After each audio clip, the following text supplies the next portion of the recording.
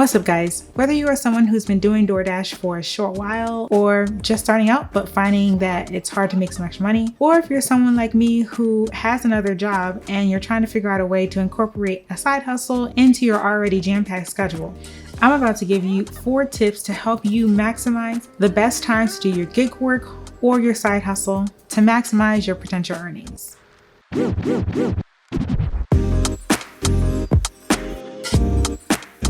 Hey, what's up everyone? Welcome back to the channel. If you're new here, hi, my name is Shanita from New One Color, helping you amp up your side hustle game, become more productive, as well as pay off that student loan debt. So if any of these topics interest you, subscribe.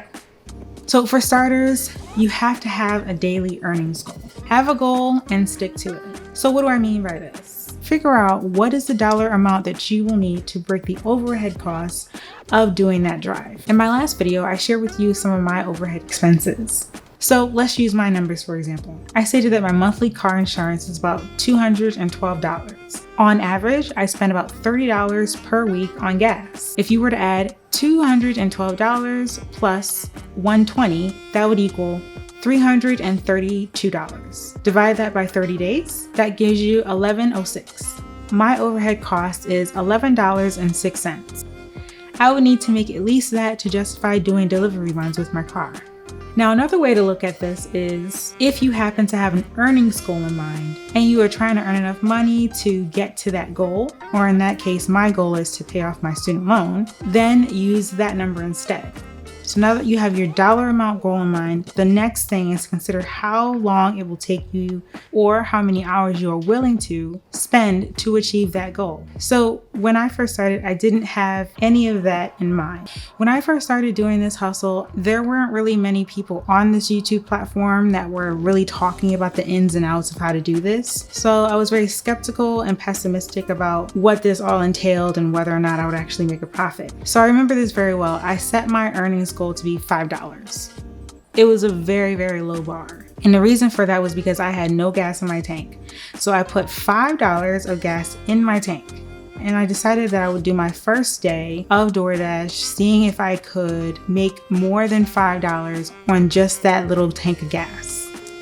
I gave myself a time basically until sunset because I wasn't going to be just driving around all night long. I needed to have a time where I was going to go home and call it a day. On that day, I made $20, which averaged out to be about 2 orders, and the sun was just starting to set. But that was also because I started a little late. The next thing is to consider your surroundings. So for example, is there a medical center around you? The pros of having something like a medical center around you is that you can pretty much do your deliveries any time of the day. Because in hospitals, someone is always there and someone is hungry. The con to this though is that, well, it can be kind of difficult to find parking. So you may have to factor in the cost of parking into your overhead costs. In addition to this, depending on where you live, that medical center can be huge, which means it might be a little difficult to find the customer, which means it might take more time. And consider whether or not the customer is a patient or a staff member. They may not have the accessibility to meet you. So you may have to go into the hospital, navigate around different areas to be able to get to that customer. If it happens to be a staff member, you may be able to call them and ask them to meet you outside. But keep in mind that it is up to them to determine how they would like their food delivered to them. Do you prefer the suburbs? Depending on your location, you might be in an area that requires you to drive a little further out to get to a denser population of customers. The pros to this is that it's very easy to locate them, and most parking is free. The con to being in this type of area is that you're going to be working around their schedule. So if you've learned that market quite well, you'll pretty much have a general sense of when it'll start to get busy, when they're either coming home from work or when it's a certain time of the year. If you choose to dash outside of the area that you are in, chances are you're going to have to factor in the gas and the mileage just to get to that area that you desire to be in, which may not yield a profit because you don't know if that area is going to be busy when you get to it. So it's best to start accepting orders at your starting point. Downtown, metro, or urban areas is something else that you might want to consider. The pros to delivering service in that area is that the orders tend to be bigger. Many colleagues tend to order on the DoorDash platform together, joining in on some type of lunch pool.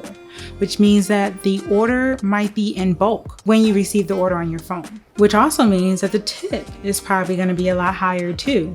The con to this is that you may have to factor in parking. Keep in mind that when you are doing food delivery app gig work, it's a little different from doing Uber or Lyft because they're looking for people to take home, whereas you, the food delivery driver, are looking for people who are already at home and intend to stay home or stay at that location. So you have to think about who that potential customer is. What does their lifestyle look like? And how can you position yourself to be there when the opportunity strikes? Consider the time of day that you are available. Remember that the beauty of doing gig work is that you can go at your own pace. No one's telling you when you need to start, when you need to stop, when you need to be someplace. You set your own hours depending on what works best for your lifestyle. You're the boss. Now, the heat map on the DoorDash app will tell you where the busiest places are for you to start doing your dash, but over time, you'll find more success by finding your own busy areas based on your previous experience and personal preference. So if you're the type of person who is busier during the day but has the evenings free, consider this: dash in more residential areas. These tend to be people who are coming home and want something quick for themselves or family because they may be too tired to prepare something at home, or they may be working in a field that requires them to be headed off to work in the evening. Consider businesses that stay open later. They tend to have security guards. Security staff may not always have the opportunity to leave their post and go and grab something to eat, so they might be using the DoorDash platform in order to get a late night bite or lunch. Now, if you're the type of person who is busier during the evenings, but you do have the mornings and afternoons available, consider this: stay in high traffic areas like cities. Dash in areas that tend to operate during abnormal times, like 2 to 4 a.m. People who tend to work a graveyard shift. So that would be anything from hospitals, airports, hotels, warehouse locations, and distribution centers. These tend to be areas where people are looking for quick breakfast options, or businesses that are using breakfast orders as early morning meeting incentives. So for example, you might get an order to pick up 50 bagels.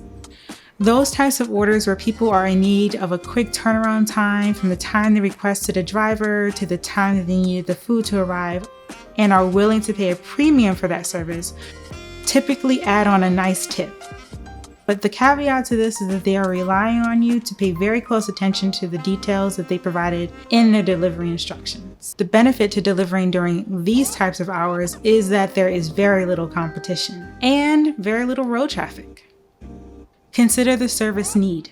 Is your food delivery business in demand in your area? What type of area do you live in? Is it rural, suburban, or urban? The pro tip here is to dash in the area that you are closest to, because there is a pro or con to your specific area. Are there lots of restaurants in your area? If so, what type? Is it fast food or is it dine-in? Because that does make a difference in your overall earnings. Are there many big box grocery stores in your area? DoorDash does partner with Walmart, Walgreens, CVS, and PetSmart, just to name a few. Are you driving in areas where the culture is that home-cooked meals are more preferred? Or are you driving in an area where the household income is below poverty level? This means that even if you did do deliveries in that area, they may not have the means to tip you in addition to the delivery fee. But these are all things only you can determine. So the answer to the question, when is the best time to dash, is basically whenever you are available. If you know what your baseline earnings outcome is, what area you want to target, who your ideal customer is, and what their pain points are, you will make money. In the words of Barbara Corcoran, I believe she mentioned this on an episode of CNBC's Making It: if you know your neck of the woods, stay with it until you've saturated it. And she couldn't be more right. If you've enjoyed this video, please don't forget to give me a like by hitting the thumbs up button and hit that subscribe and notification bell to continue joining me here on this channel. And since we're on the topic of money, I created a playlist here so that you can see how much money I earn every month by using the DoorDash platform. Until then, I'll see you all next week. Bye.